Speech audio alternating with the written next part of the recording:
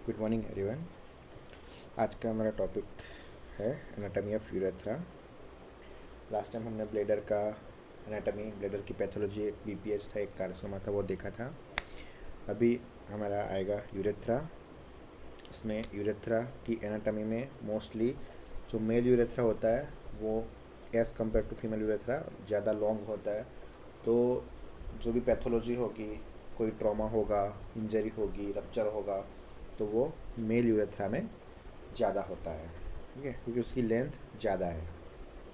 तो जो mail urethra है, पहले हम मेल यूरेथ्रा देखेंगे, उसकी एनाटॉमी है, उसके अलग अलग पार्ट्स है, वही हमको मेन याद रखने हैं। बाकी फीमेल यूरेथ्रा में ज़्यादा कुछ है नहीं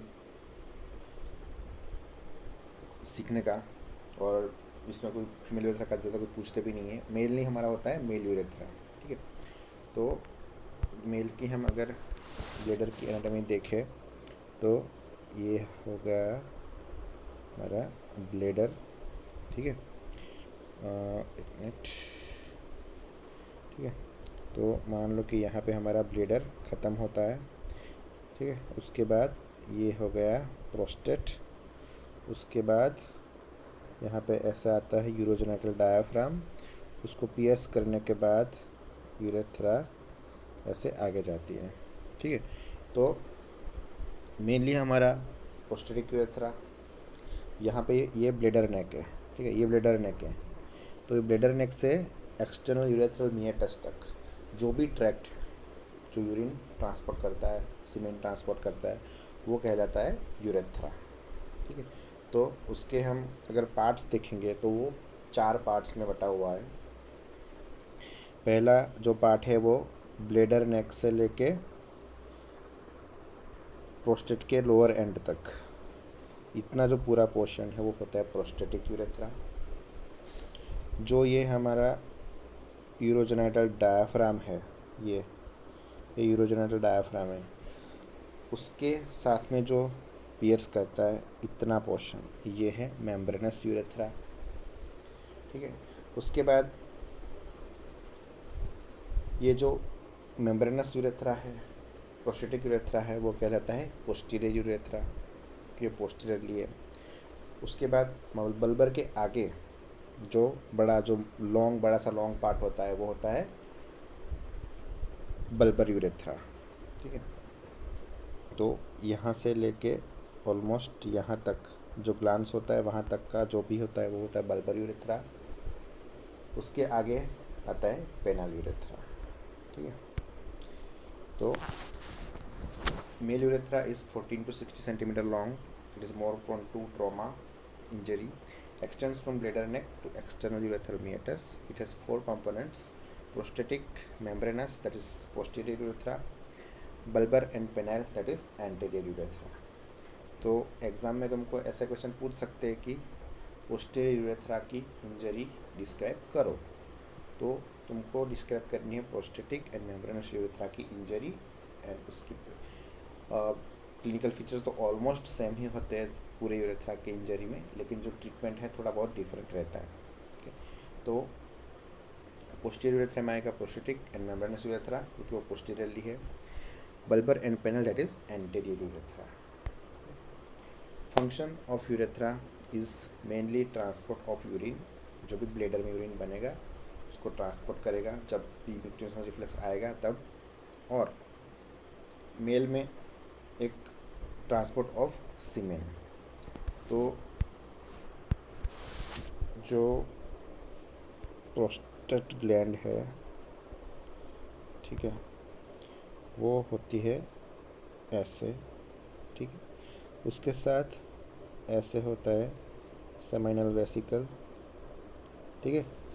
तो यहाँ पे सीमेन सबसे पहले आता है सेमिनल वेसिकल में से, ठीक है। तो यहाँ जो सीमेन आया है उसका ट्रांसपोर्ट हमको करना है ये डायरेक्शन में, ठीक है, एक्सटर्नल यूरेथ्रल मिएटस की ओर। उसको हमको ब्लेडर की ओर नहीं भेजना है। इसलिए क्या होता है, जो ब्लेडर नेक होता है, ये वाला जो ब्लेडर नेक है, वो ऐसा एक्ट करता है इंटरनल यूरेथ्रल स्पिंक्टर, ठीक है। और जो यहाँ पे यूरोजेनिटल डायाफ्राम है और उसके साथ में यहाँ पे थोड़े मसल फाइबर रहते हैं, ठीक है। तो ये जो मसल फाइबर्स है वो एक्ट करते हैं एज अ एक्सटर्नल यूरेथ्रल मीएटस, ठीक है। तो एक्सटर्नल यूरेथ्रल स्पिंक्टर, दो स्पिंक्टर आएंगे। ये पहला वाला इंटरनल यूरेथ्रल स्पिंक्टर, ये दूसरा वाला एक्सटर्नल यूरेथ्रल स्पिंक्टर, ठीक है। तो जब भी पेशेंट को यूरिन का अर्ज आता है तो सबसे पहले जो ब्लैडर नेक होता है वो स्पिंक्टर रिलैक्स होता है, यूरिन नीचे आता है। बाद में एक्सटर्नल स्पिंक्टर है वो रिलैक्स होता है और यूरिन बाहर आता है। जब सीमेन को एक्सक्रीट करना होता है तब क्या होता है कि यहाँ पे जैसे ही सीमेन यहाँ पे आ गया तो क्या होता है कि ये वाला जो ब्लैडर नेक है वो क्लोज हो जाएगा, ठीक है। तो इसकी वजह से क्या होगा कि जो भी यहाँ पे सीमेन आया है वो डायरेक्टली जाएगा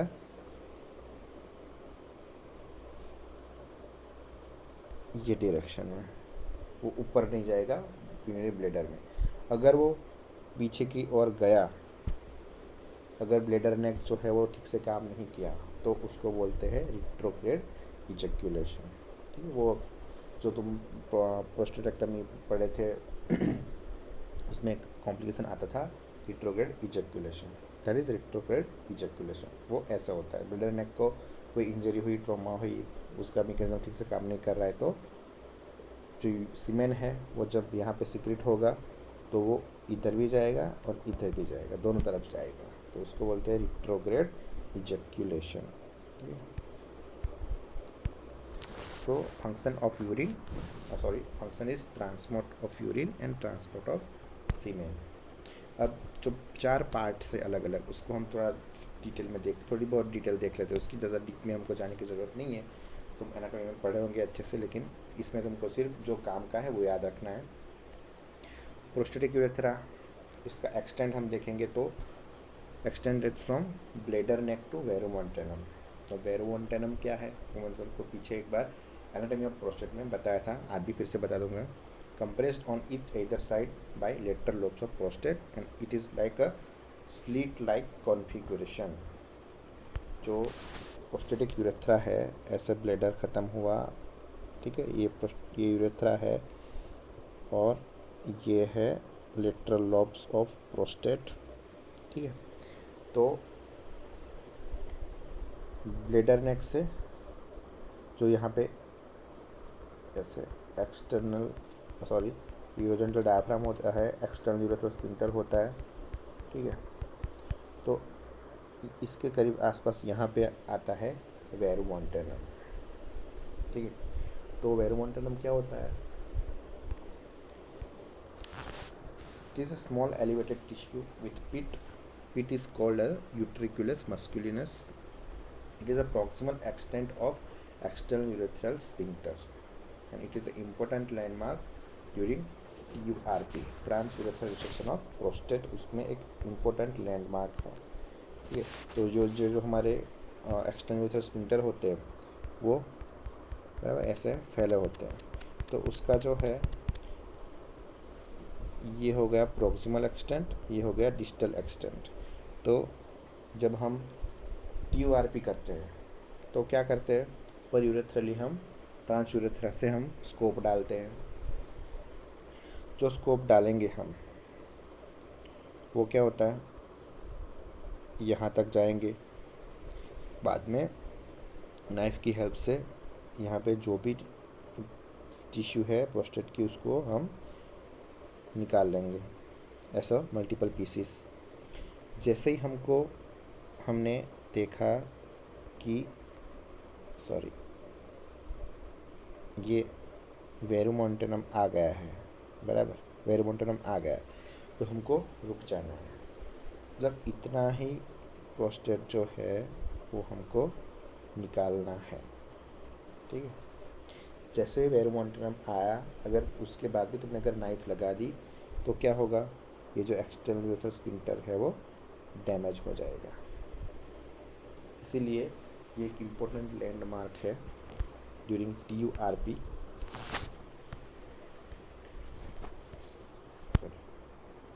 उसका जो शेप होता है वो ऐसा स्लिट लाइक हो जाता है। ये देखो, ये पूरी यूरेथ्रा की शेप देखो, प्रोस्टेटिक यूरेथ्रा की। ये प्रोस्टेटिक यूरेथ्रा यहाँ से शुरू हो रहा है और ये देखो यहाँ पे है वेरुमोंटेनम। देखो दिख रहा है, एक पीट लाइक पीट दिख रहा है, उसके आसपास थोड़ी टिश्यू होती है, ठीक है। तो उसके अंदर इजिकुलेटरी डक्ट्स भी खुलते हैं और उसके नीचे वेरुमोंटेनम होता है। तो ये देखो, ये जो फिगर में तुमको अच्छे से दिखाई देगा, ये है हमारा स्फिंक्टर, बराबर। तो अगर हमने ये वेरुमोंटेनम के आगे भी अगर हम आ गए तो ये जो स्फिंक्टर दिख रहे हैं तुमको दोनों तरफ, ये एक्सटर्नल यूरेथ्रल स्फिंक्टर है, ये यूरोजेनिटल डायाफ्राम है दोनों तरफ के। और अगर हमने वेरुमोंटेनम को भी ले लिया साथ में रिसेक्शन में, तो हम एक्सटर्नल यूरेथ्रल स्फिंक्टर को इंजर कर सकते हैं, ठीक है। तो ऐसे दिखता है ऑन ट्रांस यूरेथ्रल, जब स्कोपी करते हैं तो ऐसे हमको ये जो एलिवेटेड पिट दिख रहा है वो एक हमको दिखता है।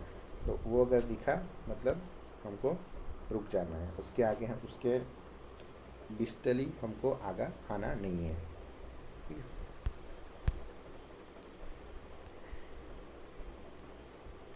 तो ये है वेरुमोंटेनम, ये इम्पोर्टेंट लैंडमार्क है TURP में। अगर तुमको TURP पूछा गया एग्ज़ाम में, अगर तुमने वेरुमोंटेनम नहीं लिखा कहीं पे, बराबर, तो तुमको मार्क्स नहीं मिलेंगे अच्छे, ठीक है। लेकिन अगर किसी ने वेरुमोंटेनम देख भी लिया लिखा हुआ तो तुमको फुल मार्क्स मिल जाएंगे। तो वेरुमोंटेनम होता है वो small elevated tissue with pit. Pit जो होता है उसको बोलते हैं utriculus masculinus, and it is a proximal extent of external urethral sphincter and it is an important landmark during TURP।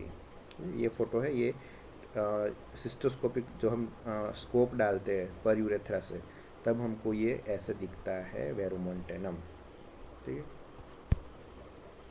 अभी प्रोस्टेटिक के बाद आएगा मेम्ब्रेनस यूरेथ्रा, ठीक है। तो मेम्ब्रेनस यूरेथ्रा क्या था, distal to the verumontanum and located where it penetrate the pelvic floor. Usual तो पेल्विक फ्लोर को पियर्स करके नीचे जाता है, बराबर। तो इसके लिए क्या होता है कि जो usual site for urethral rupture in pelvic fracture, ऐसा margin are attach with the perineal membrane. जो पेरिनियल मेम्ब्रेन होती है उसके साथ उसकी मार्जिन अटैच होती है। तो जब भी ट्रॉमा होता है तो जो हमारी पेरिनियल मेम्ब्रेन मतलब यूरोजेनिटल डायाफ्राम, वो क्या होता है, वो फिक्स रहता है।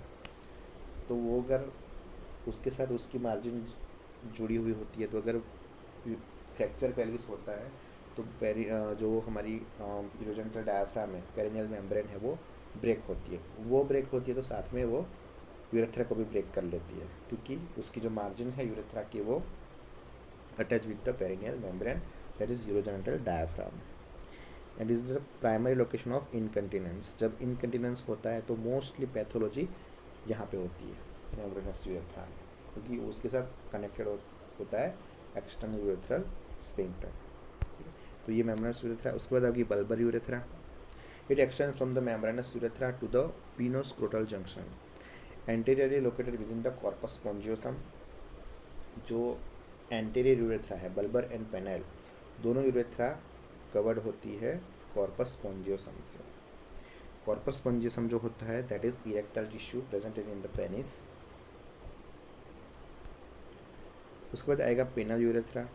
It's the most distal portion, flatten anteroposteriorly, flat होती है एंटेरियो पोस्टीरियरली, बट जब फ्लूइड भरता है, यूरिन भरता है तो डिस्टेंट होता है। एंड एट द जो ग्लांस होता है वहाँ पे थोड़ा डायरेक्टेड पोर्शन होता है जिसको फोसा नेविकुलरिस बोलते हैं। एक फोटो दिखाता हूँ तुमको, इसमें पता चल जाएगा तुमको, ठीक है। तो ये है प्रोस्टेटिक यूरेथ्रा जो प्रोस्टेट के अंदर है। बाद में जो पेरिनियल मेम्ब्रेन को पियर्स कर रही है छोटी सी, वो है मेम्ब्रेनस यूरेथ्रा। उसके बाद जो है लंबी सी बल्बर यूरेथ्रा, और उसके बाद आती है पेनल यूरेथ्रा, ठीक है। और ये जो यहाँ पे एलिवेटेड जो डिस्टेंडेड पोर्शन दिख रहा है वो है फोसा नेविकुलरिस, एट द ग्लांस होता है वो। तो ग्लांस के पास यहाँ पे फोसा नेविकुलरिस होता है, वहाँ पे थोड़ा डिस्टली थोड़ा डायरेक्टेड होता है, ठीक है, sorry. So bulbar urethra and penile urethra दोनों कवर होते हैं कॉर्पस स्पॉन्जियोसम में।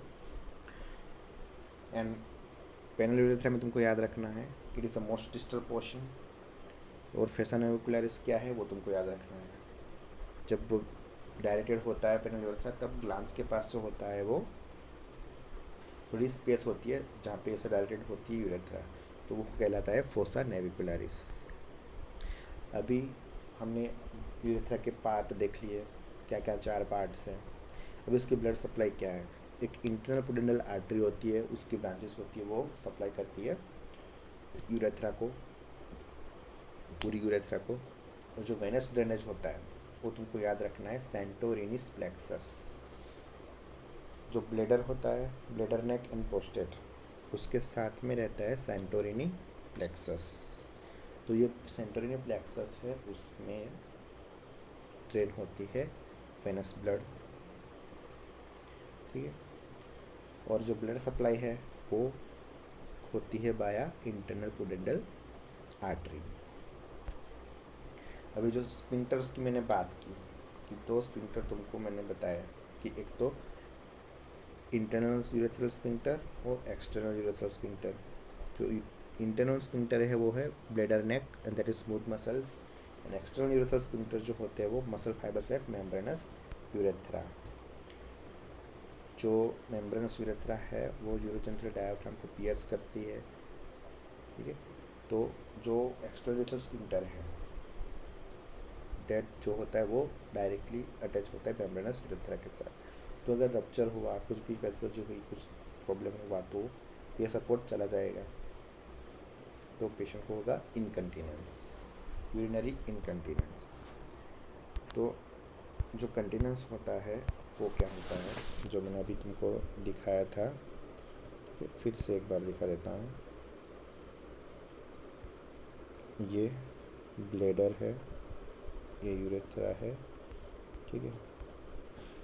अभी ये है प्रोस्टेट, और उसके नीचे है पेरिनियल मेम्ब्रेन और यूरोजेनिटल डायाफ्राम। और यहाँ पे होते हैं एक्सटर्नल यूरेथ्रल स्पिंक्टर। यहाँ पे ब्लेडर नेक में थोड़े मसल्स होते हैं, जो स्मूथ मसल्स होते हैं, जो बनाते हैं इंटरनल यूरेथ्रल स्पिंक्टर, ठीक है। अभी हमने कुछ ट्रॉमा हुआ या फिर कुछ हमने प्रोसीजर्स किया, प्रोसीजर में क्या क्या आ सकती है, फॉलिस कैथेटराइजेशन आ सकता है, TURP आ सकता है, सिस्टोस्कोपी आ सकता है। कोई भी हमने प्रोसीजर किया या फिर कोई ओपन सर्जरी की प्रोस्टेट की, तो ये जो 1 नंबर वाला है ये इंटरनल, ये 2 नंबर वाला एक्सटर्नल। तो ये अगर स्पिंक्टर है, उनको अगर कुछ डैमेज होता है तो क्या होता है। मान लो कि ये जो स्पिंक्टर है वो डैमेज हो गए, तो क्या होगा कि जो कंटीनेंस है, नॉर्मली क्या होता है कि ये जो मसल फाइबर्स होते हैं,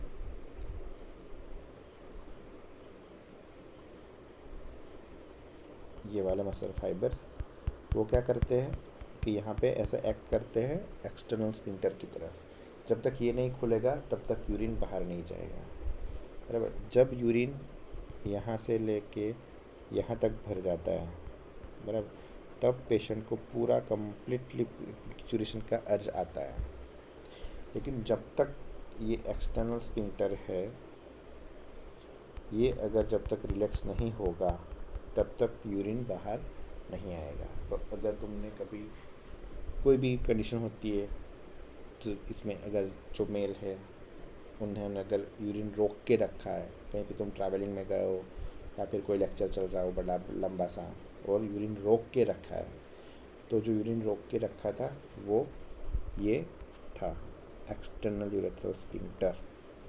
ये जो है वो यूरिन को रोक के रखता था, बराबर। स्कूल में भी कई बार होता था, जब छोटे टाइम पे स्कूल पे होते तब, बराबर। तो ये अगर डैमेज हो गया तो यूरिनरी इनकंटीनेंस होगा, बराबर। अभी यहाँ पे जो ये मसल फाइबर्स है जो स्फिंक्टर की तरफ काम कर रहे हैं, वो मैंने क्या बताया था तुमको, रिट्रोग्रेड इजैक्यूलेशन। यहाँ पे ऐसे सेमिनल वेसिकल्स आ जाएंगे और इसमें यहाँ पे सीमेन आया है ऐसे, तो जब सीमेन को बाहर निकलना होता है तो ये ब्लैडर नेक बंद हो जाती है। लेकिन अगर वो किसी प्रोसीजर के बाद अगर इंजर हो गई तो क्या होगा कि ये जो बंद हो रही है वो बंद होगी नहीं और जो सीमेन है वो उधर चला जाएगा। That is retrograde ejaculation. ठीक है। So circular striated muscles within the urethral muscles, that is main role in the urinary continence। जो मैंने बताया कि पेरिनियल मेम्ब्रेन के पास जो मसल्स होते हैं नीचे यूरोजेनिटल डायाफ्राम के साथ, वो होते हैं external sphincter, that is striated muscles. जो ब्लैडर नेक है that is also work as internal urethral sphincter and also contribute little role in maintaining continence, but main role is it act as a genital sphincter also, and that जो genital sphincter है वो close हो जाता है ejaculation के time पे। ठीक है। तो अगर इजेकुलेशन के टाइम पे अगर इंटरनल यूरेथ्रल स्फिंक्टर क्लोज नहीं हुआ बराबर, तो जो सीमेन है वो वापस जाएगा ब्लैडर में। ठीक है। तो तुमको याद रखना है एंटीरियर पोस्टीरियर, एंटीरियर में पेनाइल एंड बल्बर, पोस्टीरियर में मेम्ब्रेनस एंड प्रोस्टेटिक, ये उसके अलग अलग पार्ट हैं। और तुमको याद रखना है कि जो स्फिंक्टर है होते वो क्या होता है। बाद में बहुत कन्फ्यूजन होता है कि इंटरनल कौन सा है, एक्सटर्नल कौन सा है स्फिंक्टर। ठीक है। तो ये होती है मेल यूरेथ्रा की एनाटमी। तो ये 14 to 16 सेंटीमीटर लॉन्ग है, तो it is more prone to injury. जब ट्रॉमा होता है तो उसमें इंजरी होने के चांसेस ज़्यादा रहते हैं। अभी फीमेल यूरेथ्रा का अगर हम देखें तो that is just 3 to 4 centimetre long और लेस वुल्नरेबल टू द ट्रॉमा। तो फीमेल यूरेथ्रा में ज़्यादा कुछ डिटेल्स हमको जानने की ज़रूरत नहीं है, क्योंकि पैथोलॉजी कुछ ज़्यादा होती नहीं है उसमें। मेनली जो ट्रॉमा होता है मेल में और उसमें होता है, तो जब इनकंटिनेंस होता है और रिट्रोग्रेड इजैकुलेशन होता है या फिर ट्रॉमा होता है, तो ये ट्रॉमा होता है उसमें जो यूरिन पास नहीं होता उसकी से रिटेंशन होता है, वो सब मोस्टली कॉम्प्लिकेशन आते हैं मेल यूरेथ्रा की इंजरी होने से। ठीक है। तो ये शॉर्ट में थी यूरेथ्रा की एनाटॉमी। तुमको इतना याद रखना है, इससे ज़्यादा तुमको याद रखने की ज़रूरत नहीं है। नेक्स्ट टाइम हम इसकी ट्रॉमा जो मेम्ब्रेनस एंड पोस्टीरियर यूरेथ्रा है उसका ट्रॉमा वो रप्चर होती है तो क्या कैसे पेशेंट प्रेजेंट होता है, कैसे क्लिनिकली आइडेंटिफाई करना है और कैसे उसकी ट्रीटमेंट करनी है, वो हमको देखने नेक्स्ट लेक्चर में। ठीक है। कोई भी वो कन्फ्यूजन हो एनाटॉमी में तो मैसेज कर कमेंट कर देना। Okay, thank you.